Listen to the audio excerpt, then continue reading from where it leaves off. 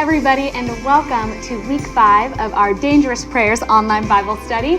My name is Kendra, and I am the manager of online Bible studies, but really all that means is I get to do the study right alongside you, which is one of my favorite parts of my job. And I am joined by a guy you have seen for the past 5 weeks. He is author and Pastor Craig Groeschel, author of Dangerous Prayers. Happy to sit with you, Craig. Hey, thank you, Kendra, and welcome back for another week. Yes, we are very excited because we are moving in to another prayer that you cover in Dangerous Prayers, and it is on the topic of send me. Yes. Now, before we get into a little bit about me and the prayer that I pray that deals with that, a lot of people might hear send me and think if they pray that, it's going to take them away from their home and maybe to a third world country, or maybe go across America or wherever they may be. So what do you say about the prayer send me and if somebody thinks like that? Well, I would say if you pray send me, that God could send you to a third world country or something like that. More likely, God will give you eyes to see something right in front of you or heart for some people around you. And one of the things, Kendra, I think is always interesting is sometimes people view their workplace or their profession as being less spiritual than maybe someone who's a pastor or a worship leader or something. And I always try to tell them, not only is that not less spiritual, but in many ways, you've got a far bigger opportunity to impact lives all the time. And when you pray, send me, I would brace yourself because chances are you might end up with a heart for something that you didn't before. You'll probably find yourself in a place where you feel a little bit uncomfortable, meaning like, I'm not sure I have what it takes to get this message across, or I might not feel good enough.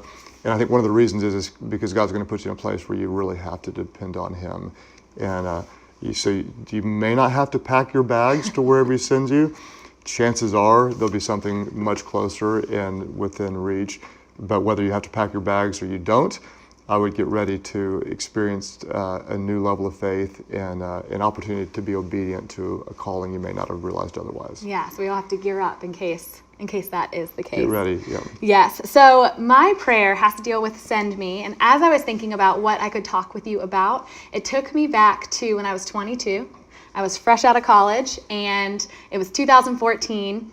I had a job that I wasn't the best at. I didn't know if I belonged there per se. And every day to and from work, I would cry in the car and talk to God about there's no way this is what you have for me. There's no way I'm supposed to be here. There's no way I'm supposed to do this. This is not what I thought my life would look like. And you could say I was having what I consider a quarter life crisis. And I want to talk to anybody right now where God can use you wherever you are, no matter what job you have. And I realize that now, looking back at this job, I'm like, it prepped me for where I am. So I'm very grateful for it. But I remember just crying, and I was so confused on why God had me where He did. And you wrote something in your book that really resonated with me, and that is, send me, Lord, use me. And that's exactly what I wanted. I desperately wanted that. And I think I was ready for the send. I didn't know what that looked like, but I wasn't ready for the change in which came with it. And I think, like you said, sometimes it can make you uncomfortable, and you need to be ready for whatever that may look like. That prayer led me to move from Ohio, where I'm originally from, to North Carolina. It had me move without an offer letter for a job. Wow. I wasn't sure if I got the job at Proverbs yet.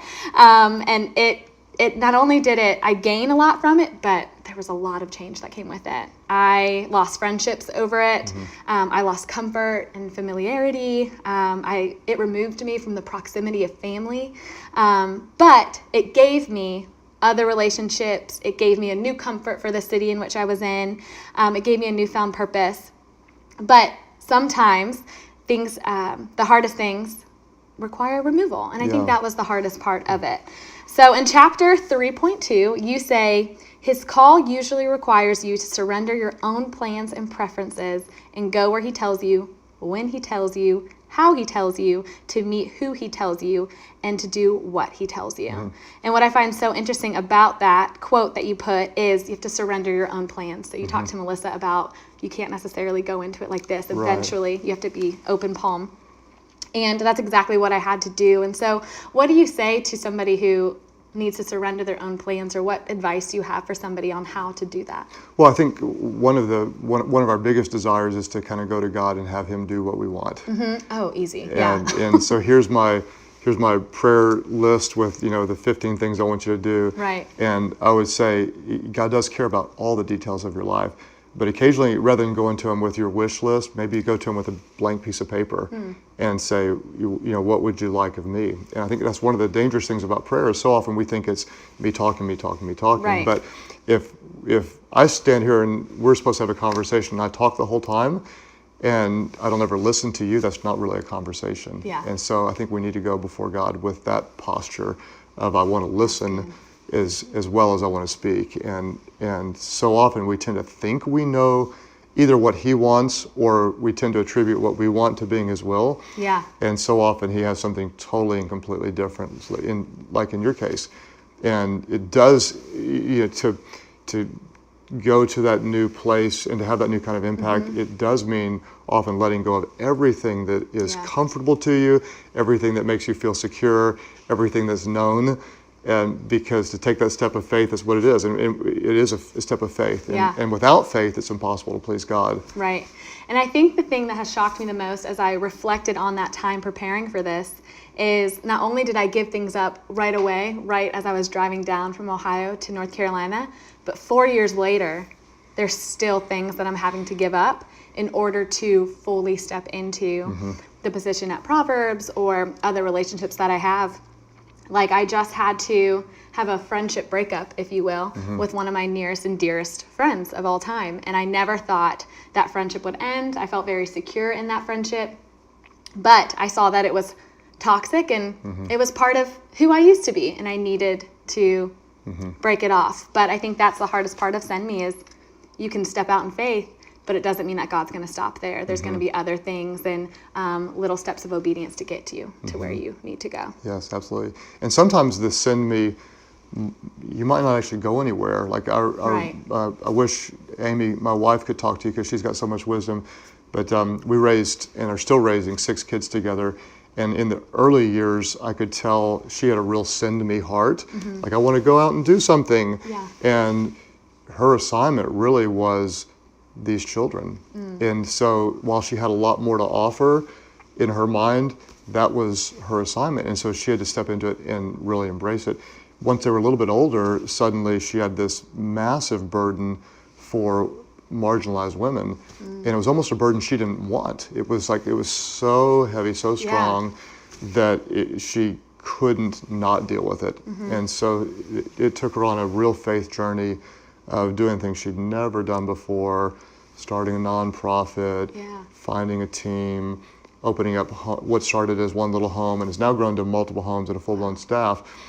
But it was like in the early years, I wanted to be sent, and I'm now, raising kids. Right. And the other years later on, it's like I wasn't asking for this, but now I'm being sent, and it led her on this just real journey. And I think the bottom line is that when you're obedient to where God's planting you and take that step of faith, you can, kind of like you ending a friendship's really difficult. Redefining it, but stepping into, I like what you said, is that's not who I am anymore. It's not, that's a part of my past. And I think we can all say that in our current moment of that I'm different now because I'm being conformed to the image of Christ. Absolutely, absolutely. Well, Craig, thank you so much for speaking into the prayer of Send Me. I know we have another week with all of you, and then next week you're going to be back with Lysa TerKeurst and Melissa. Thank you for saying yes, or you wouldn't be here interviewing, and you could be back somewhere else. You're right, we would have never had this opportunity to chat, so look at that, it worked out. And for you too, don't be afraid. Take the step of faith. If there's a stirring, you might not feel equipped. Right. You're not going to know all the details. I always say this, that if God gave you all the details, you'd probably run for the hills. Absolutely. So you don't need the true. details. You just need to take the next obedient step. And if you pray, Send Me, He will. Get ready. You may have to pack your bags, you may not, but you will have to take a step of faith. That's great.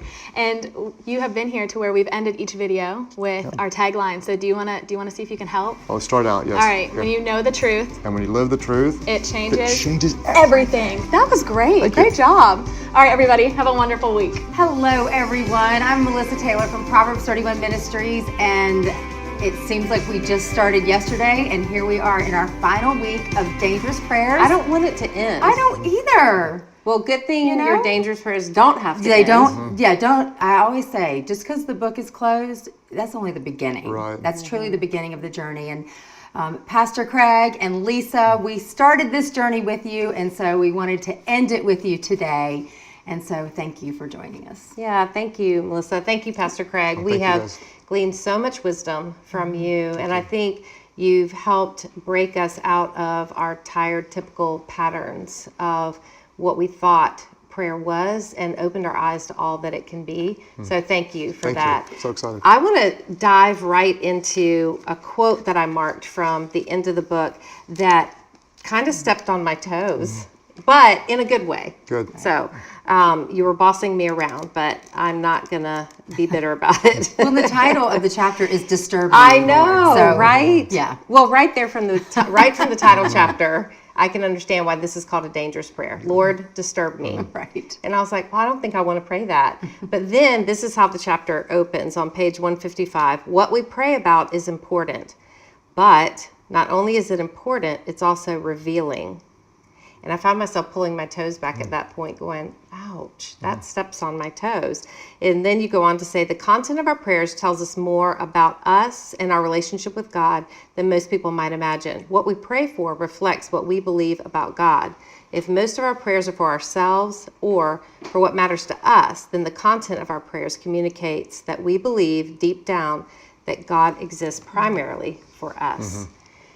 Okay, preach to me. Well, if an interesting thought would be to maybe take like a prayer inventory. And so what you could do is you could think about over the last 7 days, let's say a week or so, let's just pretend like everything you asked God to do, he did and said, yes. So whatever you're praying for, he did. Then you can ask yourself, what would be different in the world today? What would be different in the world, not just in my world? No, in the world today. And so for some of us, there are times, and I hate to admit this, but there are times like if God said yes to everything I prayed for in a week, there would be nothing different because I didn't pray, which is sad to admit, but unfortunately true. For other people, they might say, well, I would have gotten raised and my best friend's cancer would have been healed and my kid would be behaving or something. And there would be some things different, but it would kind of be in a very small, self-centered world and not beyond that. My wife, Amy, is one of the best prayer warriors I know, and I'm often convicted by what she's praying for that I'm not. And she's praying for a lot bigger things than just in our little orbit. And I think that's a good exercise because the quote that I think really, hopefully would resonate with people is what we pray about reflects what we believe about God. And if it's all my prayer list, my own desires, then a lot of times we do believe God exists really to give me what I want. And that's a really distorted view and kind of an inverted view of what prayer would be like. Instead of just saying, you're here to serve my wishes, instead we want to do is we want to go to God with more of a truly communicative heart, that we're in a relationship and it's not just me telling you here's what I want, but it's many times saying, God, what do you want from me? What do you want to show me? What do you want to direct me to do? And when we do pray, let's take it beyond just kind of the us for no more type prayers, and move it toward praying about things that impact a lot of people beyond our little circles. And so how do you decide what to pray about beyond your circle? Because sometimes that could feel like it's putting all this pressure on me. It's like, oh, gracious, when I got to pray for the orphans and I've got to pray for, causes that are beyond what I even really understand. And then there's government and then there's people. I mean, it just seems like I could be praying 24/7. So what is your like prompt, or how do you know what you are going to pray about today beyond your scope? Let me give you a relatively long answer to that. I'll keep it as short as I can. One thing I would do is I would just really recommend that you keep if you can, some type of prayer journal. So you're typing on your phone, and so you know who you're praying what you're praying for. And then what's going to happen is if you have that, you'll revisit it over time and realize, oh wow, that was answered in a way that I didn't expect. And so it keeps your prayers front and center. That's one thing I'd say. The second thing I'd say is when you don't know what to pray for, one thing I'll often do is say, God, what do you want me to pray for? And as simple as this. what I'll do, this is really, really simple, is I'll say, I want to pray for some people today. Bring to my mind who to pray for. And I'll breathe in, and a name will come to my mind, and I'll just kind of breathe out and say the name. And it might be Lysa. And then I'll breathe in again, and I might say, okay, Art. And then what happens is that every breath in, there's never a time where a name doesn't come to mind. And I wouldn't be praying for you a 5-minute prayer, but I am taking you before God in prayer. And then if we bump into each other a week later, I might say, oh, by the way, God brought you to mind last week and I prayed for you. And it wasn't a big prayer, but it was a prayer. And so I really feel like that God's bringing people to my heart. Then on the kind of the world issues, what I would say is this, is I would say wherever you have kind of like a burden, because there's certain things about the world that upset you more in a good way than it would, and there are certain things that upset me more, and I kind of have a personal divine angst about something. I would just say, don't walk away from that, press into that pain. Wow. And consistently expose yourself to the things that disturb you. And I know some of you could relate to this. You go on a mission trip and you're like going, my life will never be the same after what I've seen. And then you come back and 7 days later, my fingernail broke and my shoes are stuffed up my kid, and you forget almost all about it. And so whatever it is that disturbs you, press into that. And that can become like a prayer passion for you. I hope you have something like that. I hope there's something beyond your little world that does wreck you in the best sort of way. You could pray nonstop about global problems, and I don't think that's necessarily what God wants for the majority of us, because you do have an ongoing relationships to care about and things to do. But I do think that having your heart break for something that breaks the heart of God, where you regularly intercede on behalf of somebody else, it takes us out of a self-centered Christianity and puts us into we serve a global God who cares about all the people of the world, and that's good for our souls. I remember when this was about 17, 18, 19, 20 years ago. I don't know, something like that. You're adding years as you go. I know. Well, because I keep getting older. I'm like, can I just park at one age, please, and stay that way? So, but 2 decades ago, approximately. There you go. I remember vividly the day that we went to go hear the Liberian Boys a cappella choir, and it was supposed to just be a cultural event. I was homeschooling my kids at the time, and I thought to myself, this is what the really good homeschool moms do, so I've got to have at least one of those activities. So we went, and I really knew the Lord was stirring my heart to pursue finding out more information about these boys.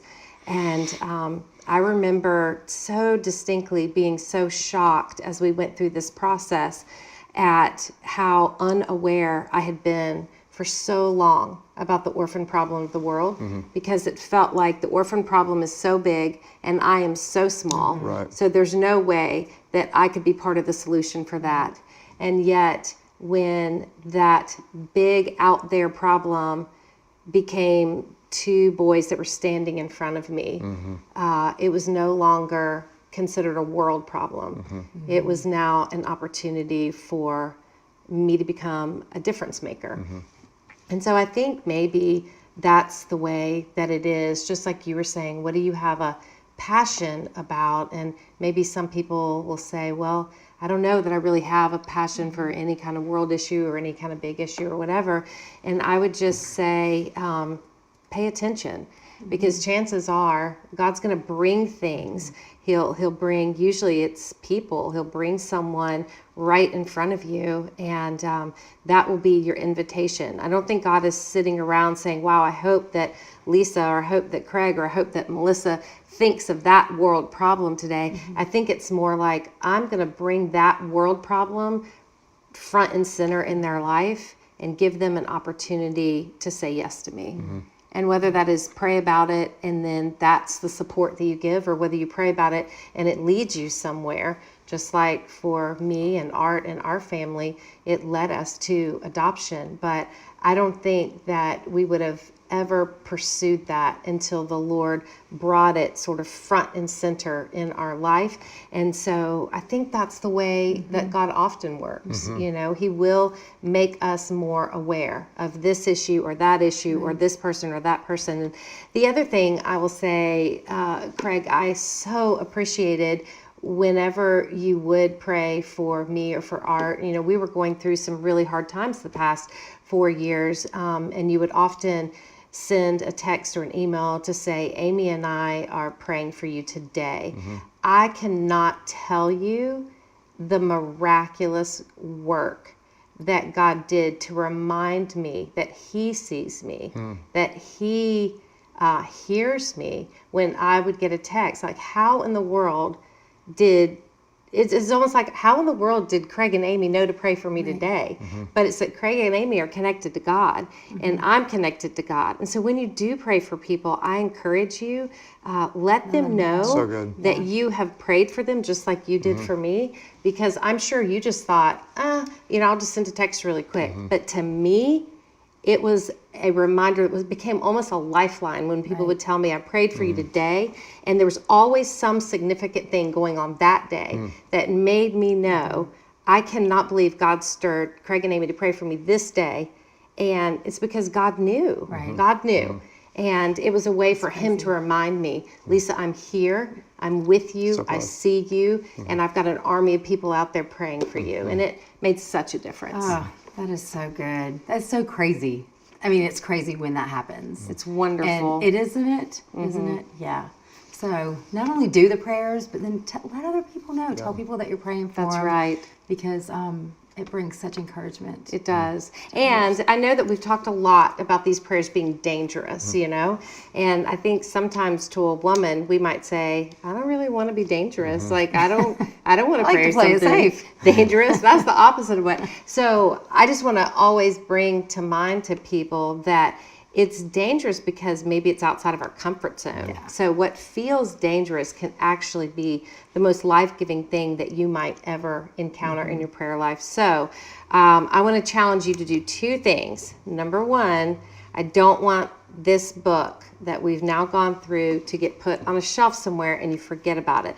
I think this book needs to go someplace where it's one that we revisit, maybe every couple of months, maybe every year, but it's short, it's easy to read, it's full, power-packed full of challenging sentences. And I'm a big believer, it's not whole books that change people's lives, it's sentences within a book. And so I encourage you, pull this back out, and if you don't read the whole book again if you want to, but go through and read everything you highlighted and underlined and be reminded of all that you've learned. And then also, I want to challenge you, think of 3 other people in your life today who you know could really find amazing encouragement in this book, or people that are curious about God and prayer. And I would say write them a little note, send them this book, and give them the gift of all that you've received in this online Bible study.